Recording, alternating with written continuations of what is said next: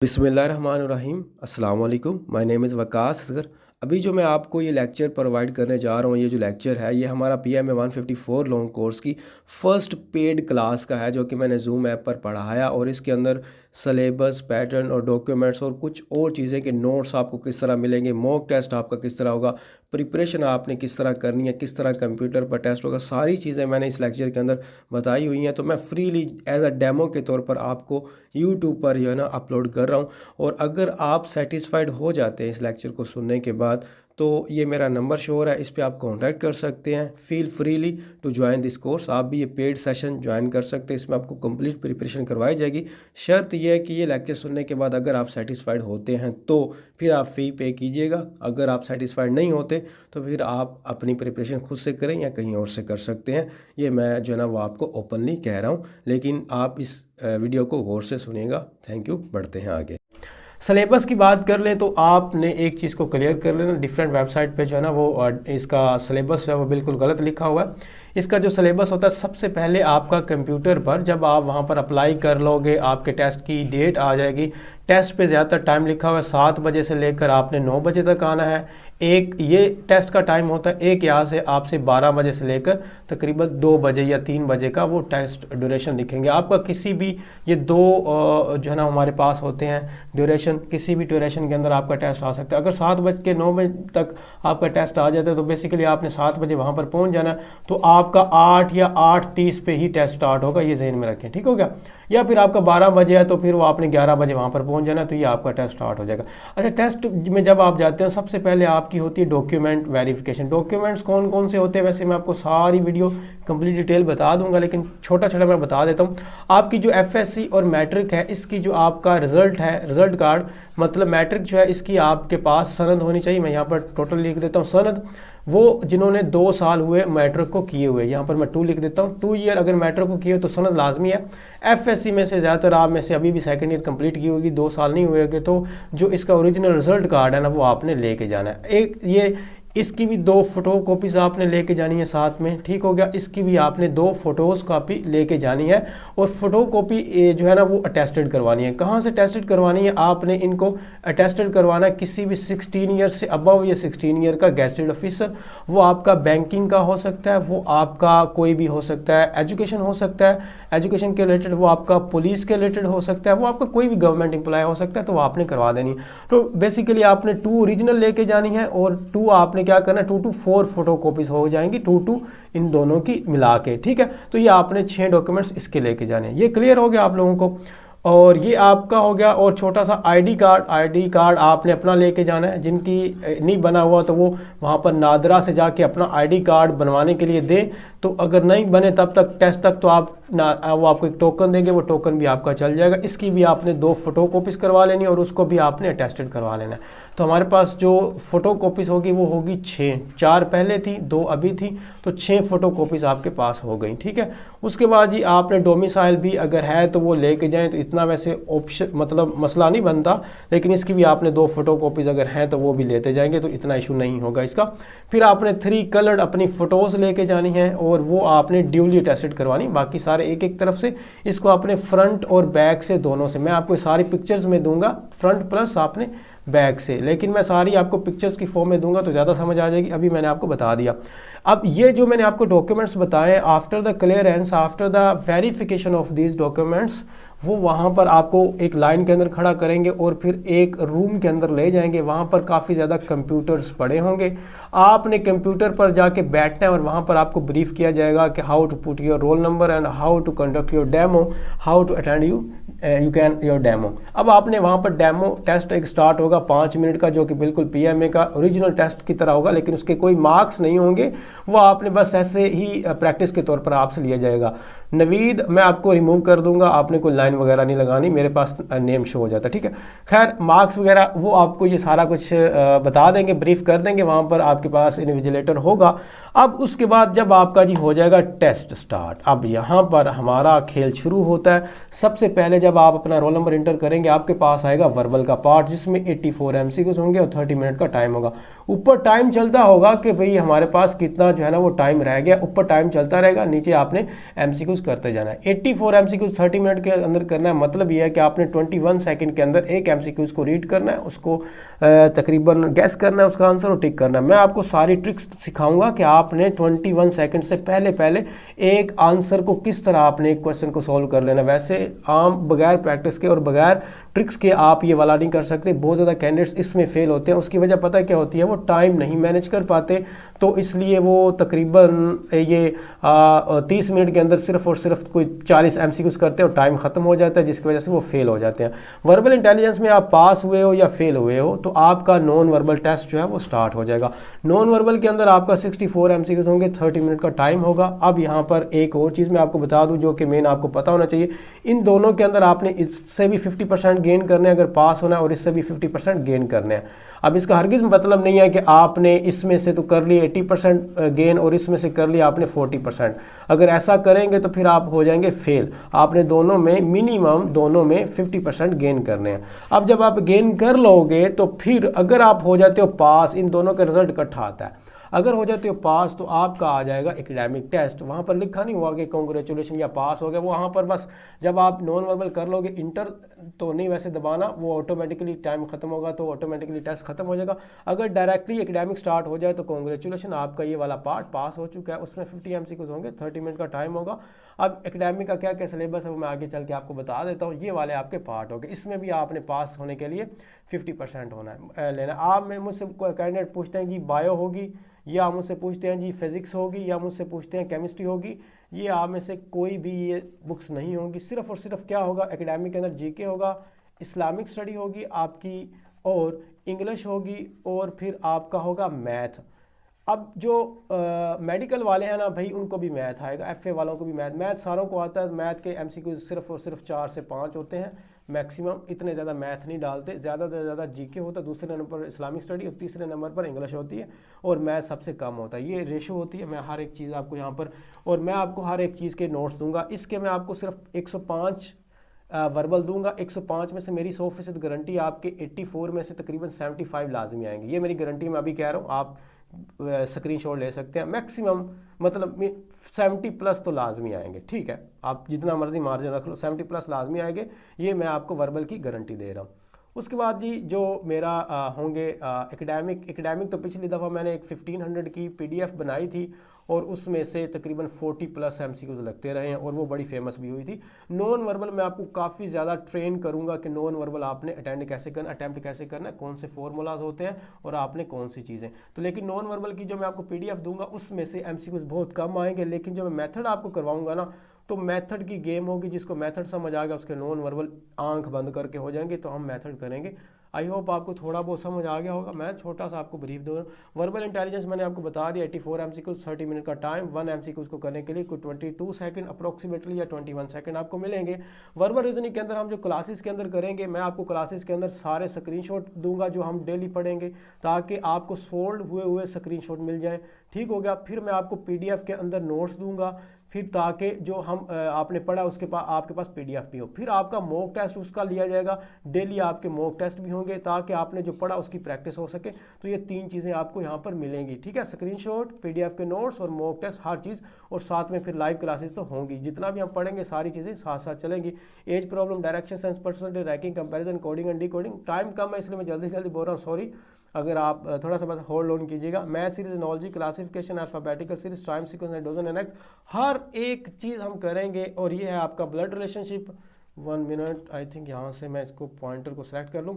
ये हमारे पास आ गया जी, blood relationship, time, speed and distance, profit and long and something like mix verbals. Total आपके होंगे, हम 100 प्लस MCQs करेंगे, जिसमें से मेरा दावा ये है कि आपको 70 प्लस MCQs यहीं से आएंगे। इवन कि स्टेटमेंट भी सेम रहेगी, ट्रिक भी सेम रहेगी। आप में से कोई रटा मार ले वो भी पास हो जाएगा, ठीक है। तो ये चीज़ें हम करेंगे 1 बाय 1। अब करेंगे क्या, अब वैसे आप इंटरनेट पे सर्च करें या बुक में सर्च करें तो आपको एज प्रॉब्लम, ये सारे जितने भी हैं ये तो काफ़ी ज़्यादा आपको मिल जाएंगे। बहुत ज़्यादा lot of the MCQs are available on the internet and so on different platforms. लेकिन हम करेंगे जो PMA के अंदर आएंगे, बस हम करेंगे डायरेक्शन, ये सारे हम वो करेंगे जो PMA के अंदर बनाएंगे। वैसे आप जनरली करेंगे तो आपको समझ ही नहीं आएगी, हम सिर्फ पीएमए के रिलेटेड करेंगे ताकि आप इजी से पास हो सके। तो मेरे ये वाला आपको इजी से हो जाएगा।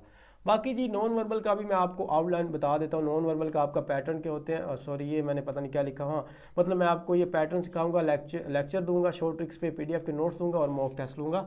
उसके बाद हमारे पास आ जाता है, जैसे ये आया हुआ है वर्बल का, वैसे मैंने डेमो के तौर पर दिया हुआ था, चले हम कर लेते हैं जल्दी जल्दी। वो कहता है कि जैसे मैं I was 2 year old and my brother was half of my age. कहता है जब मैं 2 साल का था, मैं यहाँ पर लिखता हूँ आई और यहाँ पर लिखता हूँ 2। जब मैं 2 साल का था तो मेरा भाई जो है उसको मैं बी आर लिख देता हूँ, मेरा भाई हाफ ऑफ माई एज था। हाफ ऑफ माई एज से मुराद है 2 का हाफ क्या होगा, तो 2 का हाफ हमारे पास क्या होगा, 2 का हाफ होगा हमारे पास 1। तो मतलब जब मैं 2 साल का था तो मेरा भाई जो है वो मुझसे 1 साल, मतलब वो 1 साल का था और मैं कितने साल का था, मैं 2 साल का था। तो अब आप बताएं कि now I am 100 year old, what is the age of my brother. Comment कीजिएगा भी हमारा क्या आंसर आएगा, मैं यहाँ पर आपके बताइएगा जी। कमेंट करते जाएं, कमेंट 99 99 90 50 आ गया जी, और 1 हो गया जी, 50 आ गया, 50 50 50 50 50। बहुत ज़्यादा कमेंट है माशाल्लाह, काफ़ी बहुत अच्छे। अब मैं आपको आंसर बताता हूँ। अब यहाँ पर पहले स्टेटमेंट उसने कहा हाफ ऑफ एज। आपने देखा कि जब मैं 2 साल का था तो मेरा भाई कितने साल का था, 1 साल का था। वो मुझसे कितने साल छोटा है, वो मुझसे 1 साल छोटा है। अब जब मैं 100 साल का हो गया हूँ तो मेरे भाई की उम्र क्या है, मैं 100 साल का हो गया हूँ तो मेरे भाई की उम्र होगी 99 ईयर। क्यों, क्योंकि वो मुझसे 1 साल छोटा है यार। हाफ को छोड़ दे, हाफ को गोला मारे। अब यहाँ पर हमें पता चल गया कि 1 साल वो मुझसे छोटा है। जब 1 साल छोटा है तो इसका मतलब है जब 100 साल का हो गया तो वो 99 ईयर का होगा। इसका हरगिज़ मतलब नहीं होगा कि मैं 100 साल का वो 50 ईयर का, वो क़यामत तक 1 ईयर, मैं 1000 साल का हो जाऊँगा तो वो 900 ये 99 जो है ना वो 999 का ये हो जाए, वो 1 साल ही हमेशा छोटा रहेगा। हाफ को छोड़ दें, हाफ का मतलब ये क्या हुआ कि आप जब 10 साल के थे तो आपका भाई 5 साल का था, जब आप 20 साल के हो गए हो तो आपका भाई क्या हो गया, तो वो क्या 10 साल का हो जाएगा, नहीं वो 15 साल का होगा भाई। ठीक है, छोड़ दें बाकी को। चले खैर, इस तरह के हम हमारे कुछ वर्बल्स होंगे इंटेलिजेंस के, काफ़ी वैसे बीच में थोड़े मुश्किल भी आते हैं, लेकिन मैं ट्रिक्स बताऊंगा तो आपको इजी लगेंगे। फिर हमारे पास नॉन वर्बल आ जाता है, तो इसमें 30 मिनट का 64 MCQ 28 सेकंड, ये सारे हम करेंगे। मैं आपको डेमो दे रहा हूँ। सीरियस आते हैं, classification, is to as to comparison, missing pattern, triangle reasoning और क्लॉकवाइज मैथमेटिकल रीजनिंग, ये सारे जो है ये आपको करवाए जाएंगे। जैसे मिसाल के तौर पर यहाँ पर एक क्वेश्चन है, ये सारे सबसे इजी जो पार्ट है, ये सबसे इजी जो है ना वो मैंने यहाँ पर डेमो के तौर पर चुने हुए हैं। जैसे मिसाल के तौर पर ABCD, ये एक है हमारे पास, इसमें एक पेयर बना हुआ है, हमने ये दूसरा इसका मिसिंग पेयर जो है, इसका एक पार्ट वो हमें फाइंड करना है। यहाँ पर ये हाफ सर्कल है, हाफ सर्कल को जब एंटी क्लॉक उसने जो है ना वो सॉरी टर्न किया तो इस तरह आ गया, और इसी का ऑपोजिट पार्ट यहाँ पर डार्क कर दिया। जब हम इसी को एंटी क्लॉक ऐसे करेंगे तो ये हमारे पास किस तरह बन जाएगा, तो ये हमारे पास इस तरह तकरीबन बन जाएगा। और इसी का जब हम ऑपोजिट पार्ट ऊपर रखेंगे तो ये भी फिर ऊपर की तरफ हो जाएगा, तो ये तकरीबन इस तरफ जो है ना वो बन जाएगा। ठीक है, मतलब डार्क हो जाएगा। तो 3 हमारे पास जो है ना इसका आंसर आ जाएगा। उसके बाद हमारे पास जैसे ये है, इसमें भी ऐसा ही है कुछ, तो ये हमारे पास कौन सा इसमें डिफरेंट होगा, यहाँ पर कुछ डिफरेंट वाले आ जाते हैं, क्लासिफिकेशन ओड 1 वाले आ जाते हैं। तो डिफरेंस देखें, ये भी एक तरह की ट्रायंगल है, ये एक तरह का स्क्वायर है, और ये एक तरह की रेक्टेंगुलर मुस्ततील है, और यहाँ पर हमारे पास मुरब्बा है, मतलब जो भी उर्दू में ट्रायंगल है। अब यहाँ पर ये सर्कल एक ऐसा जिसके कॉर्नर नहीं, बाकी देखिए कॉर्नर है, सारों के कॉर्नर हैं, ठीक है, कॉर्नर्स हैं, लेकिन एक सर्कल ऐसा जिसके कॉर्नर्स नहीं है। ठीक हो गया, तो इसलिए एक और भी इसका आप कर सकते हो कि जब हम इस ट्रायंगल को हाफ करें तो हमारे पास 2 ट्रायंगल बन जाती है, यानी कि 2 ट्रायंगल बन जाएंगे। इसको रेक्टेंगुलर को हम जब हाफ करते हैं, मतलब उसका सॉरी जो हमारे पास क्या हो जाता है, इसको स्क्वायर कहते हैं। स्क्वायर को आप जब हाफ करते हो तो 2 रेक्टेंगुलर बन जाती है, यानी कि जब हाफ करने से कोई ना कोई शेप बन रही है, इसको हम जब करेंगे तो ये 2 हमारे पास स्क्वायर बन जाएंगे। लेकिन जब आप सर्कल को करते हो तो क्या हम इस इतने से पार्ट को कुछ कहते हैं, नहीं, हाफ सर्कल है ना, तो ये कोई शेप नहीं बनी, तो इसको भी आप अंदाज़ा लगा सकते थे। अब ये बड़े इजी से होते हैं इस टू एस टू वाले कंपैरिजन में। ये एक पेयर है हमारे पास, ये यहाँ पर था, फिर ये यहाँ पर चला गया, यानी कि एंटी क्लॉक हमारे पास सॉरी क्लॉक वाइज है, क्लॉक वाइज मूव कर रहा है। तो ये यहाँ पर है तो ये यहाँ पर आ जाएगा, मतलब यहाँ पर इस कॉर्नर पे बॉटम पे आ जाएगा, मेरे राइट बॉटम पे। तो सी हमारे पास इसका जो है ना वो राइट ऑप्शन होगा। ठीक हो गया। और उसके बाद ये वाले कुछ होते हैं मिसिंग पार्ट के, ये बड़े इंपॉर्टेंट, इसमें से 10 से 12 MCQs आपको लाजमी आते हैं। मैं आपको पूरी PDF दूंगा, उसमें से 150 MCQs होगा और उसी में से तकरीबन आते होते हैं। तो जैसे ये वाला हमारे पास, इसमें आप कुछ ट्रिक्स सिखाऊंगा और इसमें से आप देख लें हमारे पास कौन सा पार्ट बनता है। तो एक ये यहाँ से उसने थोड़ा सा यहाँ पर स्किप किया और यहाँ पर ऊपर वाला जो है ना वो थोड़ा सा स्किप किया। तो आप ये गैस करें कौन सा आंसर बनता है, जल्दी करें, बताइएगा। आंसर सी हो गया, जल्दी करते जाए। बी हो गया, बी हो गया। ठीक है। अब ये 1 मिनट,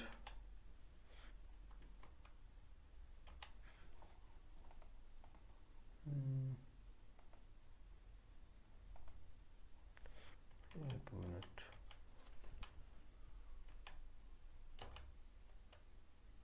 ठीक है। इसमें बी हमारे पास जो है ना वो राइट ऑप्शन बनता है। उसकी वजह ये है कि आप मिसिंग पार्ट थोड़ा सा देख लें, यहाँ पर भी है। खैर ये मैंने वैसे ट्रिक आपको करवाऊंगा, ये यहाँ से थोड़ा सा है, और मतलब 1 2 3 4 5 और 6 पार्ट हैं इसमें इंक्लूड, और थोड़े थोड़े बराबर बराबर ही हैं जैसे बी के अंदर है। तो ये हम कर लेंगे जब पूरा करेंगे। तो उसके बाद ये हमारे पास कुछ रूल्स होते हैं।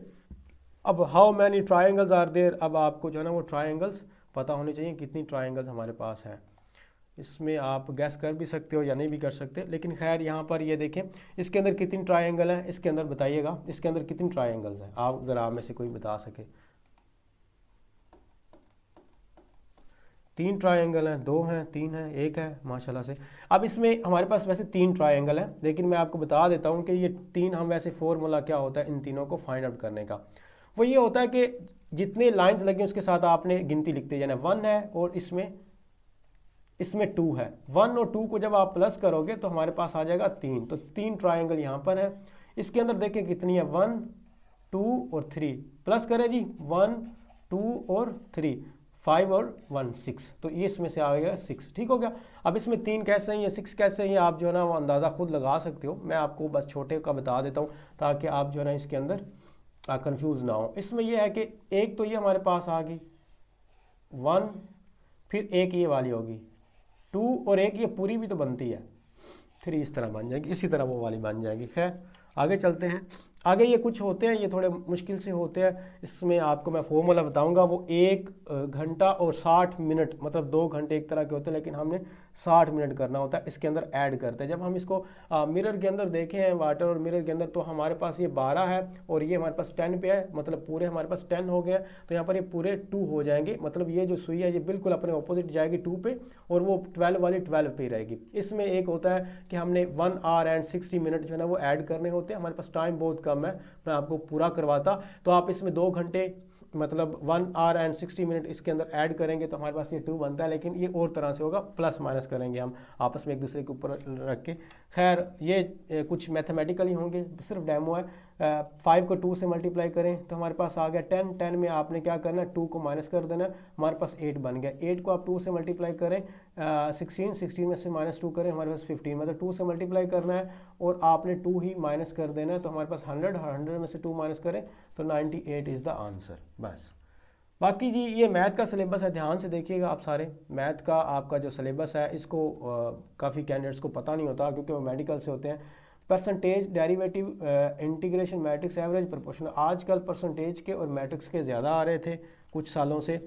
आगे फैक्टोरियल, अयोटा में से भी कुछ आ जाता है, फैक्टोरियल का भी कभी कभार, ज्योमेट्री में से आते हैं, परम्यूटेशन होता है, इक्वेशन परम्यूटेशन का कभी कभी एक आता है, रैशनल, लोगारिथम और बेसिक फॉर्मूला। तो लोगारिथम का एक आध आता है, वो मैं आपको करवा दूंगा। ये आपका हो गया मैथ का सिलेबस, ठीक हो गया।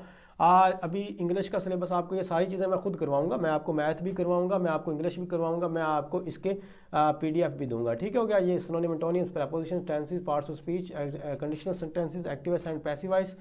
आई थिंक आगे मैं कुछ लिखना भूल गया हूँ तो, लेकिन ये काफ़ी लंबा है हमारे पास इसका पूरा सेंटेंस, तो मैं देख लेता हूँ। यहाँ पर मैंने आगे लिखे, आगे नहीं लिखा हुआ, लेकिन मैं और भी चीज़ें इसके अंदर आती हैं तो वो मैं आपको जो है ना वो खुद करवा दूँगा। ये सारी चीज़ें मैं आपको यहाँ पर वैसे बता देता हूँ। इंग्लिश का आप इंपॉर्टेंट चीज़ कौन सी है इंग्लिश की, इंग्लिश के अंदर सबसे ज़्यादा इंपॉर्टेंट होता है सिनोनिम, एंटोनिम्स, दूसरे नंबर पर प्रीपोजिशंस, और तीसरे नंबर पर हमारे यहाँ पर लिखा नहीं हुआ correct use of the verbs. मैं आपको सारे ये खुद करवाऊंगा भी और PDF के अंदर नोट्स भी प्रोवाइड करूंगा।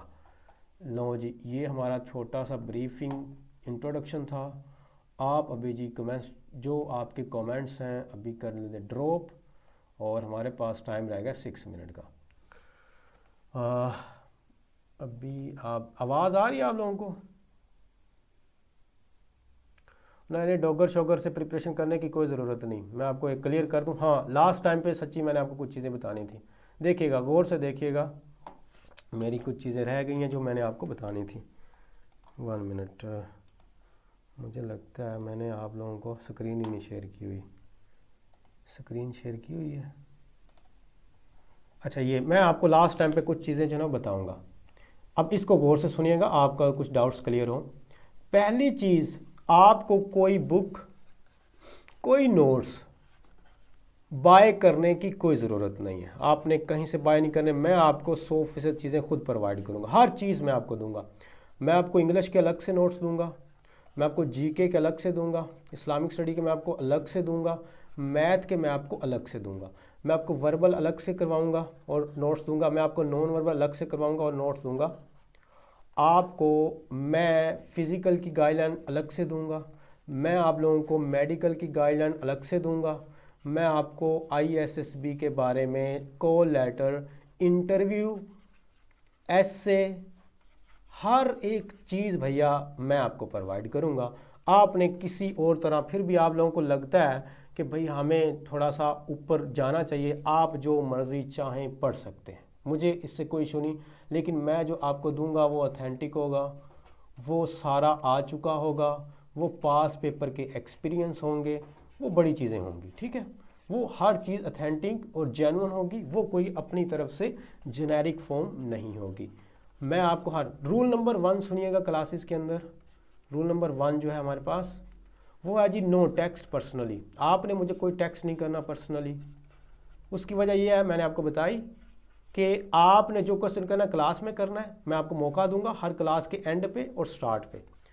स्टार्ट पे भी मौका मिलेगा आपको, क्लास के एंड पे भी आपको मौका मिलेगा। आपने क्वेश्चन करने, आज तो टाइम बहुत कम था, क्वेश्चन आपने बस इधर करने हैं, पर्सनल नहीं करने, क्योंकि पर्सनल फिर मैं एक एक बंदे को नहीं जवाब दूंगा। जो क्लास के अंदर एक क्वेश्चन आया वो सारे सुन लेंगे, उसका आंसर सारों को पता चल जाएगा, फिर थोड़ा फैमिली की तरह हम चलते हैं। Rule number 2, behave kindly. बस आपने डिस्कशन रूम के अंदर बड़े इज्जत से जनाब पेश आना है, अदरवाइज़ मैं कर दूंगा आपको रिमूव, फ़ी हो जाएगी आपकी ज़ाया, ठीक हो गया, और आपको कर दिया जाएगा ब्लॉक। ये आप अगर भाई इस तरह यहाँ पर डिसिप्लिन नहीं दिखाएंगे, मैं आपको सीधी बात बता देता हूँ। क्लासेस हमारी सैटरडे एंड संडे ऑफ हुआ करेंगी, लेकिन मजबूरी के तहत संडे एंड सैटरडे रख भी सकते हैं क्लास। आपकी कोई क्लास मिस हो जाती है, हम कुछ रिपीट क्लासेस करेंगे ताकि आप में से जो क्लास मिस होगी है वो भी बेचारे आ जाए, तो मैं आपको रिपीट भी करवाऊँगा क्लासेस। फिर आखिरी रूल, फिर चलते हैं एंड वाला रूल। एंड वाला रूल ये है कि आपको जो करवाया जाएगा वो आपको प्रोवाइड किया जाएगा। आपको कोई क्वेश्चन समझ नहीं आया मिसाल के तौर पर, आपने वो क्या करना है, डिस्कशन रूम में जाना है, DR डिस्कशन रूम, उसके अंदर अपने फेलो से उसको डिस्कस करना है। फेलो से डिस्कस करने के बाद खुद भी आपने प्रैक्टिस करनी है। फिर भी अगर वो समझ नहीं आता और आप ये सारा कुछ फेलो से और प्रैक्टिस करने के बाद समझ नहीं आता, तो फिर भाई मैं हमेशा जो है ना वो अवेलेबल हूँ, मैं हमेशा अवेलेबल हूँ आपके लिए, मैं आपको वो सारी चीज़ें खुद करवा दूँगा, ठीक हो गया।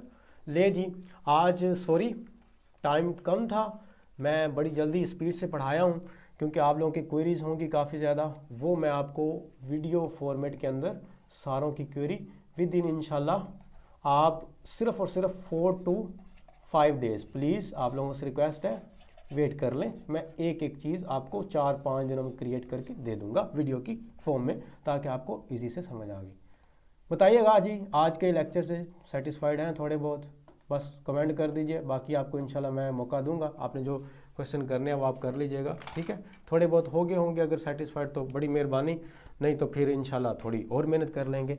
हाँ, टाइम क्लास का टाइम है जी 40 मिनट, ठीक है, 40 मिनट का होगा।